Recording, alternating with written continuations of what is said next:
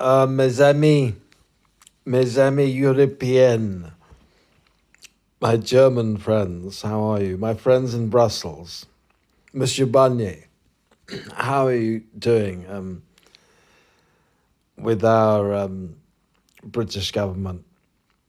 Are you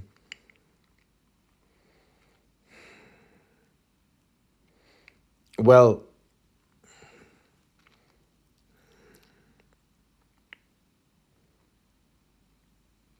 I think you're being very patient because nothing could be more stupid than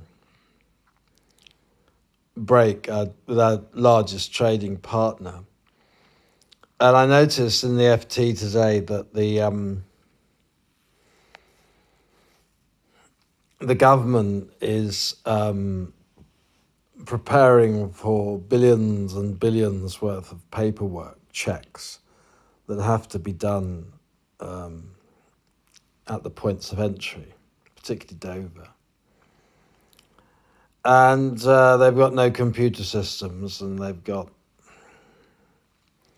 it's 3 months to go before January the 1st. So it's complete and absolute mayhem in British government at the moment, as you presumably have noticed. And but forgive me, Monsieur Barnier, I forgot to say hello to Jean-Claude Juncker, our much loved ex-president of the European Commission, and Guy Verhofstadt, Guy Vers,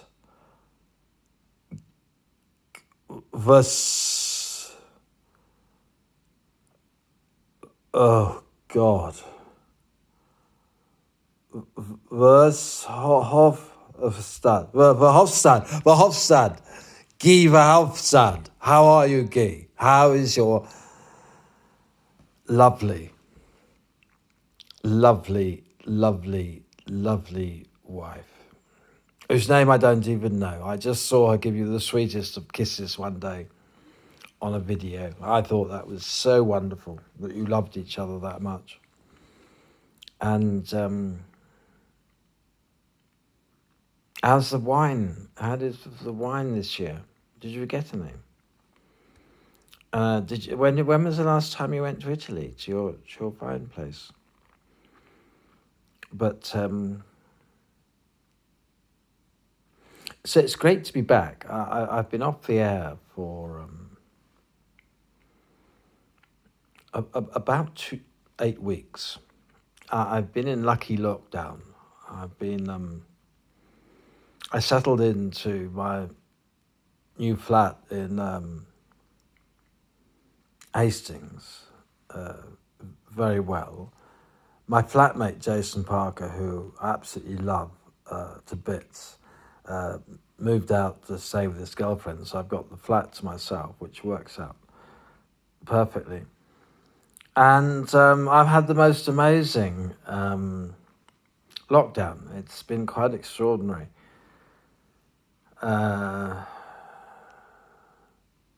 I gave up marijuana completely and gave up sex, and meditated 2 hours in the morning and 2 hours in the evening, and on a Zoom call with meditators in our time zone. This is transcendental meditation. And then I spent about up to 3 hours a day, depending on the schedule of the yagyas. I'm a member of a yagya group, and the organizer Paul Schaefer organizes these priests in India to do these yagyas, and they're very powerful. And so I've been in bed for sort of 3 hours a day when these yagyas have been going on. Just chilling out and listening to them. So 2 hours of meditation morning and evening, and it's been like that for about a couple of months, up till the end of June. And when I wasn't meditating or chanting or listening to chants, I went down a number of rabbit holes on YouTube. I've got two phones, two Google Google 4X. Anyway, I've got two good Google phones and two Apple Macs. And what's the point?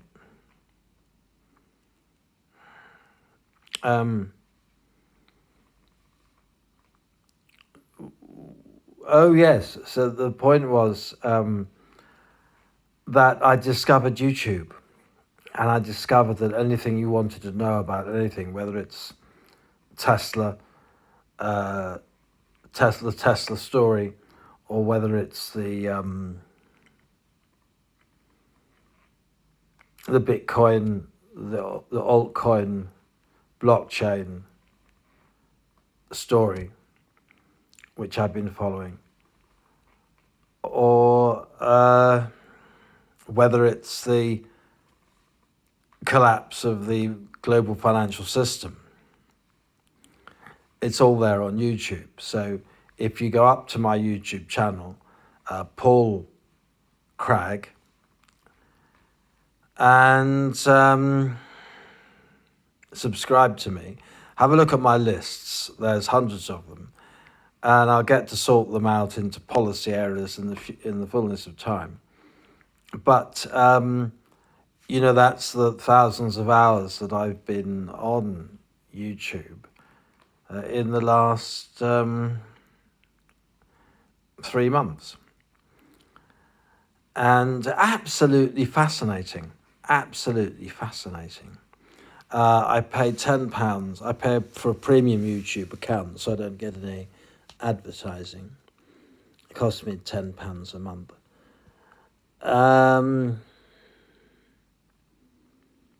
I'm on Google Films. I'm on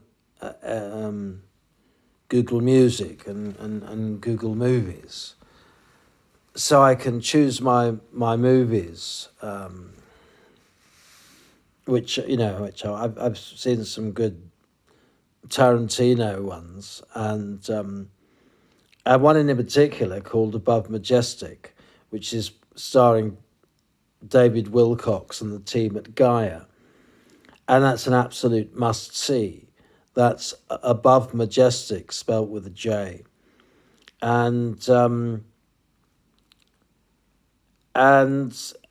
the other hot tip is to sign up to Gaia. There's 500,000 people on it now, but that gets you up to speed with an expanded consciousness of galactic beings. If you're not thinking on a galactic level these days, you need to join up the dots. And so a subscription to Gaia, and spend as long as you need to be on Gaia, looking at their educational materials, their films, and that this is the Age of Aquarius perspective. It's galactic, it's cosmic, and the world is undergoing a huge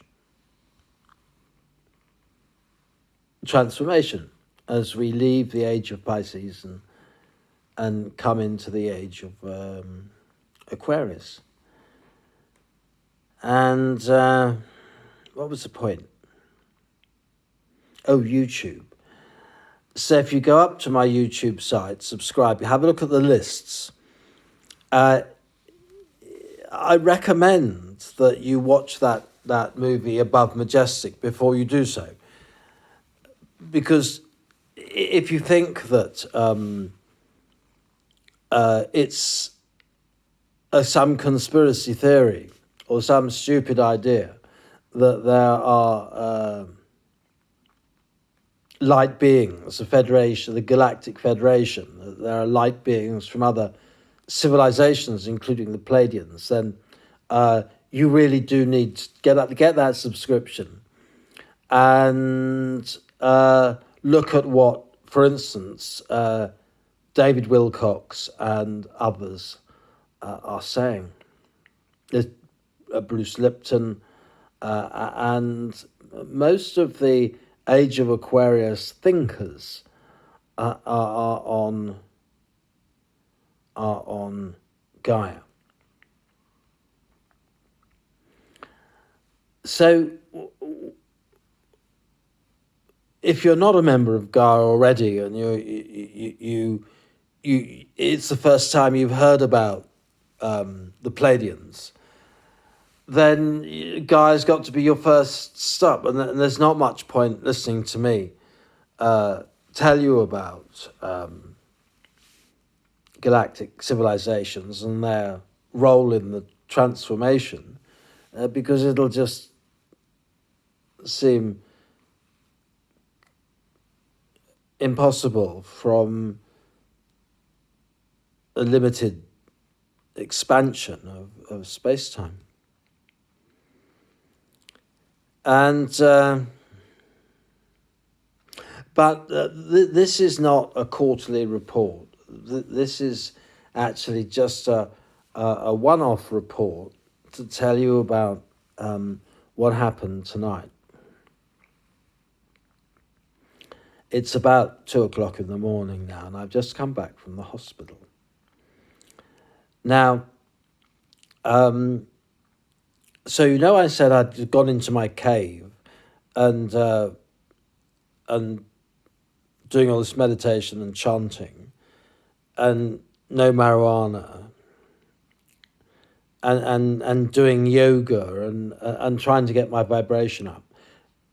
Guess what happens when about the same time that lockdown's coming off, there's a series of 3 solar and lunar eclipses.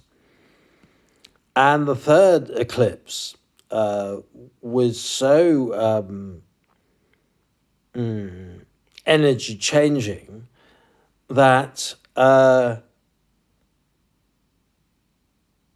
you're never going to guess what happened to me. No, you're not going to be able to guess. That's why I'm going to tell you. So, after having absolutely no sexual energy at all, living the monk's life, suddenly my sexual energy returned. And with it, I abandoned my pledge to not smoke any marijuana. And quite frankly, was sexually reborn. And it was absolutely fabulous. I can't tell you how wonderful ecstasy it's been. It's quite one hell of a story, to say the very least. But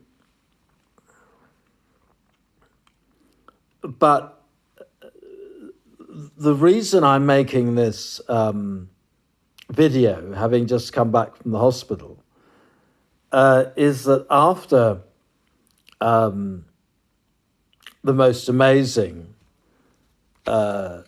tantric sex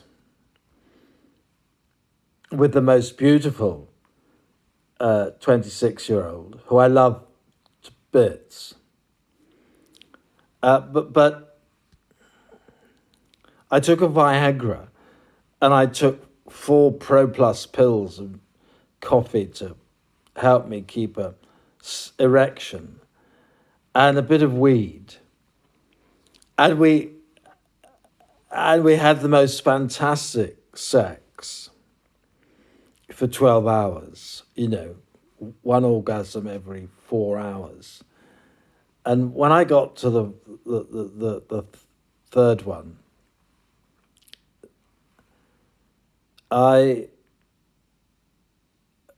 had a heart attack.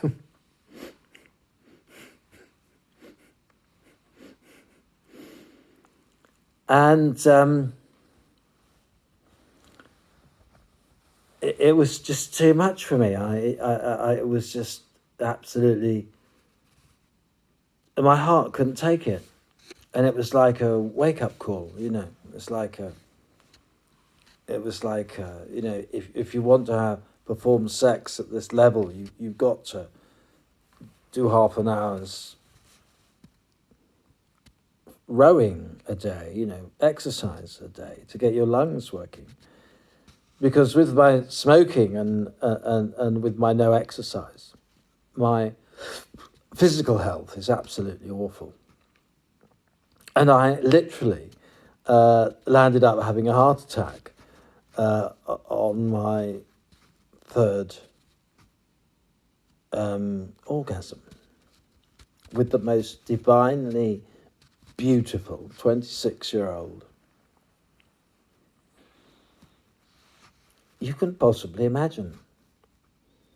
And you won't be able to imagine it. This is the point. That's why you've got to subscribe to Audible if you haven't already. Download Audible, and then go to, that's an Amazon company.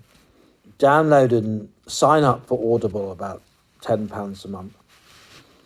And then go and download 2 manuals on, sexual practice, which I brushed up my knowledge on. One of them is the classic, The Joy of Sex. And you can get that on Audible, and it's very good. But my particular favourite is the one. It's called She Comes First, and it's all about cunnilingus. And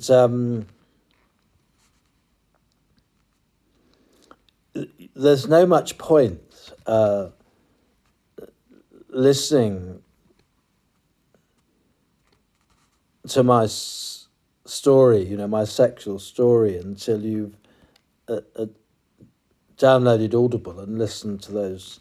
It'll take you about 3 hours, I think, to listen to them from end to end. But what was the point? Oh, yes. Well, the point was that so there I was getting this heart attack,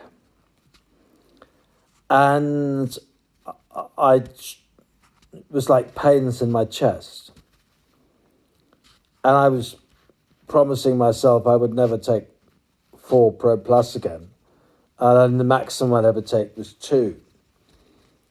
And I was saying, oh fuck, I've something's not right at all. And I've taken 4 Pro Pluses many times before, and I haven't had a problem. So, I don't think it was that. So, the only thing it could be, these pains across the chest, was a heart attack. And they got quite intense. I had to get dressed, and I thought about calling 999, and then realised I could probably just about make it in a taxi. So I got dressed and called a taxi. And by this time I was nearly passing out in the taxi, and I thought of asking the taxi driver to drive faster. And I got to the hospital, and I could barely walk in. And I walked in and was met by this person who asked me lots of questions about coronavirus and made me put a mask on. And I could barely stand up and answer her questions, and then I had to go to another window with my piece of paper, and I was asked some other stupid questions. Well, no, they wanted to know my name and my date of birth. And anyway, they asked me to sit and wait for somebody to come. And I went and waited. And, oh my goodness, I really, really, really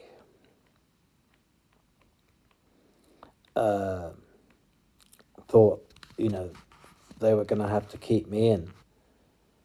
And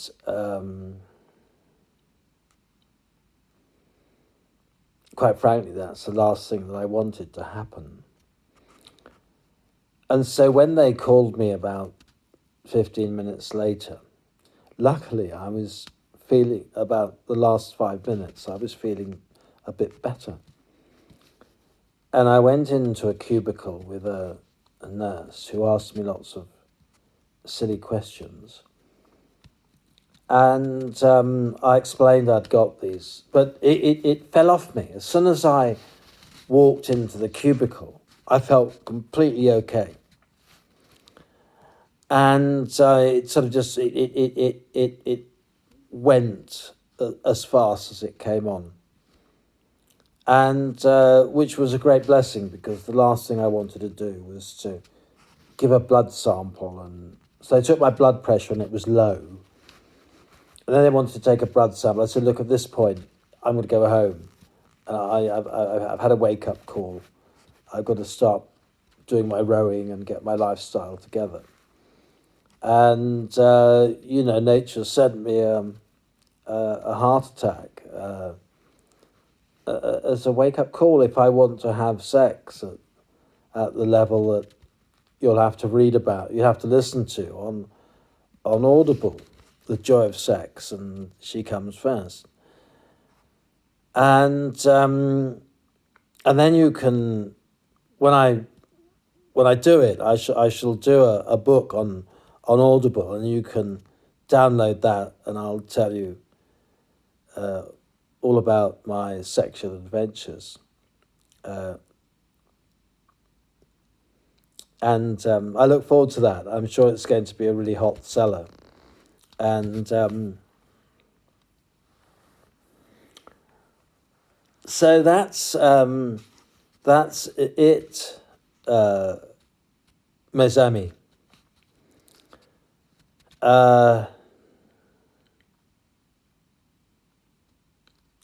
Monsieur Barnier, I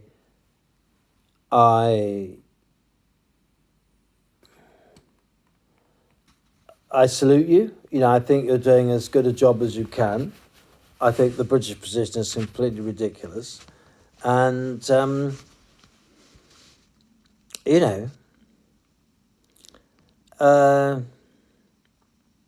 it's a complete mess over here. And politically speaking. And but it's not all that plain sailing in Brussels, is it? Because there's lots and lots and lots of difficult, the tax thing with the tech giants hasn't been sorted out. Apple won against you, didn't they? Against the EU. And that was quite big news. And the OECD's not doing anything about it. And so nobody knows quite what to do.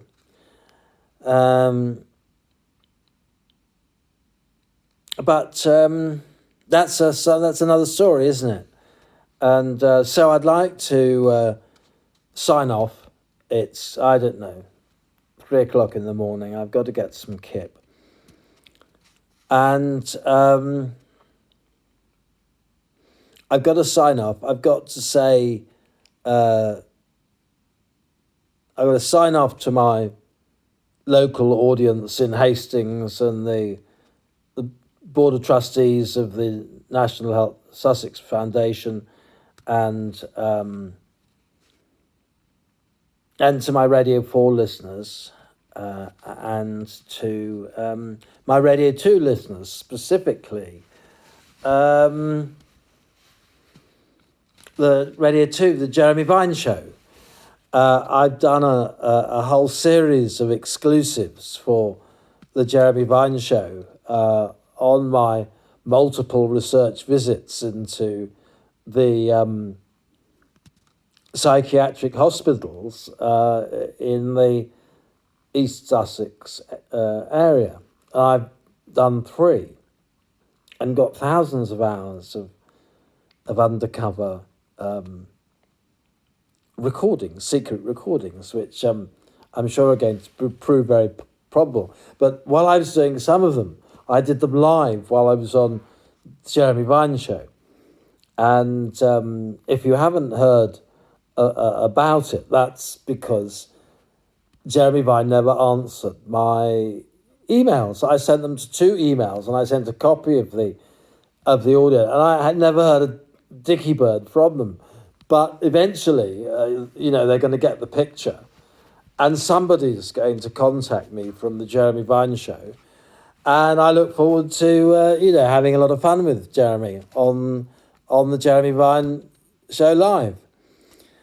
And so here is signing off. I absolutely love being cemented to you in the